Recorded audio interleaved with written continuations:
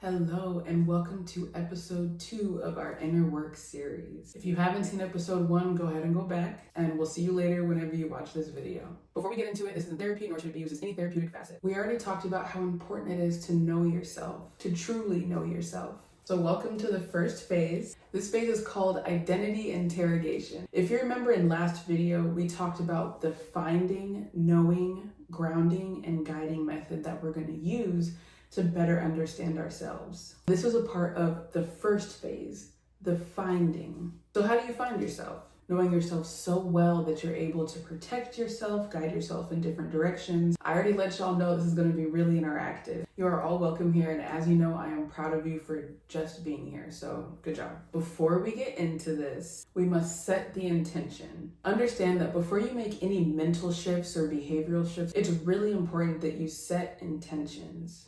Intentions are certain boundaries that you set in place. The purpose is so that you know that you're creating a safe environment. Repeat after me if you're comfortable. I commit to no shame, no guilt, and no pressure on myself throughout this entire process. Okay? Intention set. Get either something to write with, say it out loud, something to type with. I have my little iPad, so that's what I'm gonna use. Hey, it's future me.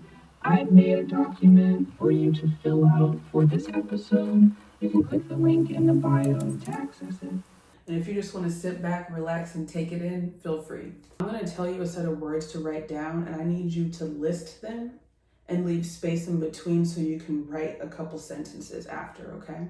You ready?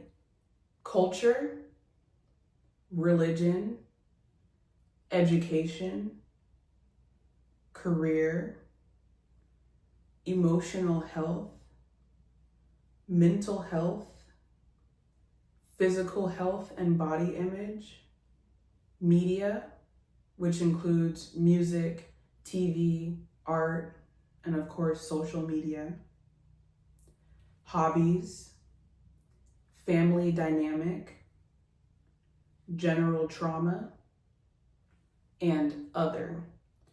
So other would just be an extra space for anything that is not included in this list. So while y'all are writing that really long list down, understand that all of these different factors are what make up who you are, but they are not who you are. You are a soul that transcends time and matter, and you're incredibly complex just because you exist. Now, these different factors are what make up your identity, and that's how you move in the world.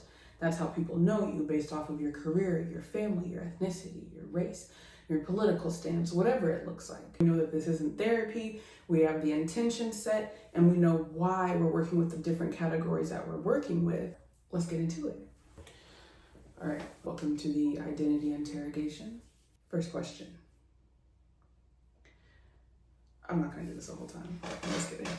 Okay. No, we really are. There's going to be a pretty heavy focus on how we feel about all of these things. For every category, I'm going to ask a specific set of questions, and I need you to pause it after I ask because I need you to have time to write it down, okay? The first category is culture. And the questions are, what is your culture and how do you feel about your culture? So I need you to pause it and take some time to think, what does it mean to live in the culture that I live in? So much of identity is impacted by your emotions. I'm gonna put in an emotion wheel somewhere over here. I want you to screenshot that emotion wheel, okay? Because we're gonna be using that not just for every question in this video, but for every video to come. Okay. The next one is religion. Are you religious? Why or why not? Go ahead and pause so you can answer the question, but I'm gonna keep going, okay? Your education. What was it like in school? What were your teachers like? What were the students like? Did you get along well with other people? How you felt at school. That's really important too. Also, if you're an adult who is still in school, how does it feel to balance that adult work life with homework and other responsibilities? Next one is career. What is your dream career? What is your perception on the concept of a career? Emotional health. How do you express your emotions? When you're sad, When you're angry, when you're mad, when you're furious, when you're disgusted, how do you express that? What do you do? What do you say? What don't you do? What don't you say? And the next one, of course, is mental health. That's getting more into the thoughts that you have. What have your thoughts been about lately? How are those thoughts impacting you? Now, let's take a break. As you're writing, do you remember the intention that you set? No shame, no guilt. We're just here to learn. You're doing a really great job. So let's keep going. The next one is physical health and body image.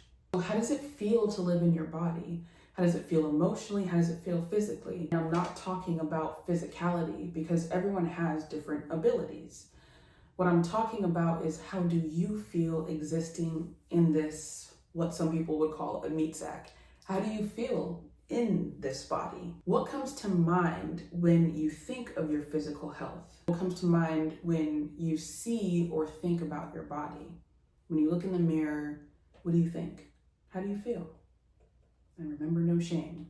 The next category is media, music, TV, art, and social media, of course. So this one is a huge one because we are in the age of technological advances that are going wild right now. It's a lot, it's exciting, but there are also some things to be mindful of. The question is, what type of media are you consuming and how does it impact you emotionally and physically? The next category is hobbies and extracurricular activities. What do you do for fun? What do you do to cope? What are the activities that you do on a day-to-day? How do you feel about those activities? And there's no right or wrong. It's just listing what you do and asking yourself, how do I feel about the fact that I do these things? Very simple. Then we get into family, another huge portion of people's identity. What is your birth order? How many siblings do you have? Are you an only child? Are you close with your family members? How do you define being close? There's so much nuance within this specific question. What comes to mind when you think of each member of your family? Then we get into trauma, which seems like it's way too big for all of this. But the reason why is because it is all of this in a way. So you'll understand what I mean in a second. What I want you to do is look back at all the categories and ask yourself if any of these different factors have related to some level of trauma, some level of emotional, mental, physical, whatever kind of pain that you've experienced. And if so, you may have a little bit of trauma, and that's okay.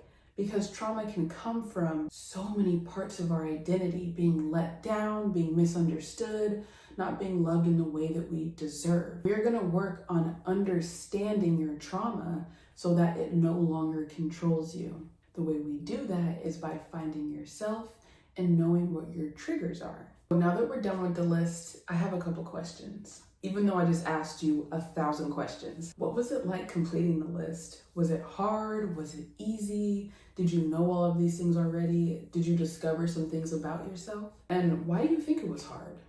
Or why do you think it was easy? Also, how does it feel knowing that you created a space where you can get to know yourself with grace and no judgment?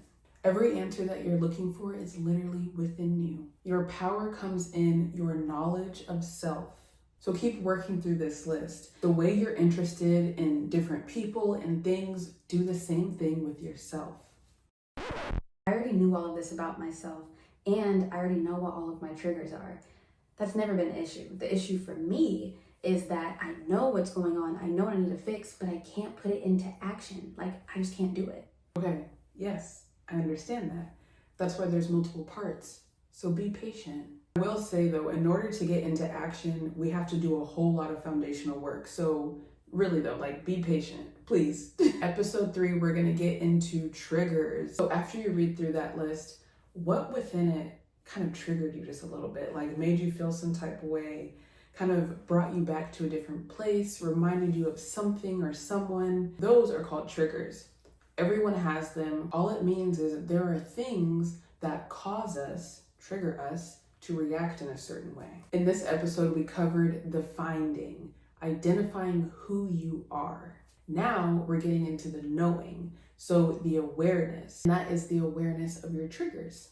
I'll be doing a breakdown of the fight, flight, fawn, freeze, all the other terminology for what it feels and looks like when our bodies go through different triggers and trauma. It's important that we know the parts of our identity that cause trauma so that we can know how to protect and love ourselves, because you deserve protection. So thank you for completing the identity interrogation in episode 2. I'm so proud of you. Great job on existing. So long.